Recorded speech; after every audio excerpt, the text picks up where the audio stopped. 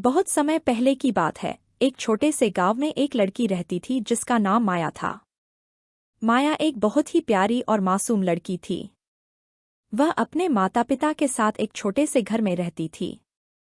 माया को प्रकृति से बहुत प्यार था और वह हर दिन जंगल में जाकर पेड़ पौधों और फूलों से बातें करती थी।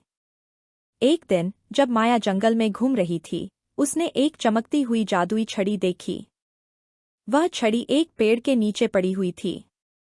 माया ने उत्सुकता से छड़ी को उठाया और उसे देखते ही एक चमकीली रोशनी फैली।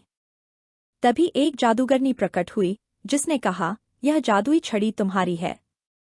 इससे तुम 3 इच्छाएं पूरी कर सकती हो। माया बहुत खुश हुई, लेकिन उसने सोचा कि उसे अपनी इच्छाओं को बहुत सोच समझकर उपयोग करना चाहिए। उसने पहली इच्छा मांगी, मैं चाहती हूँ कि हमारे गांव में हमेशा खुशहाली और सुख शांति बनी रहे। जादूगरनी ने छड़ी घुमाई और पूरे गांव में खुशियों की बौछार हो गई। गांव के लोग बहुत खुश हुए और माया की तारीफ करने लगे। कुछ दिनों बाद माया ने अपनी दूसरी इच्छा मांगी। उसने कहा, मैं चाहती हूँ कि मेरे माता पिता हमेशा स्वस्थ और खुश रहें। जादूगरनी ने फिर से छड़ी घुमाई और माया के माता पिता हमेशा स्वस्थ और खुश रहने लगे।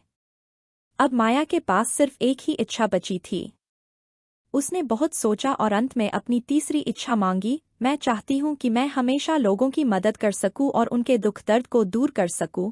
जादूगरनी ने मुस्कुराते हुए छड़ी घुमाई और माया को एक अद्भुत शक्ति मिली, जिससे वह लोगों की मदद कर सकती थी।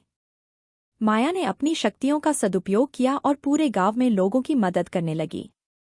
वह जहां भी जाती, वहां खुशियां फैल जातीं। गांव के लोग उसे देवदूत की तरह मानने लगे। और इस तरह माया की जादुई छड़ी की कहानी पूरे गांव में मशहूर हो गई। लोग हमेशा माया की तारीफ करते और उसकी दयालुता और उदारता की मिसाल देते। माया ने साबित कर दिया कि सच्ची खुशी दूसरों की मदद करने में ही मिलती है।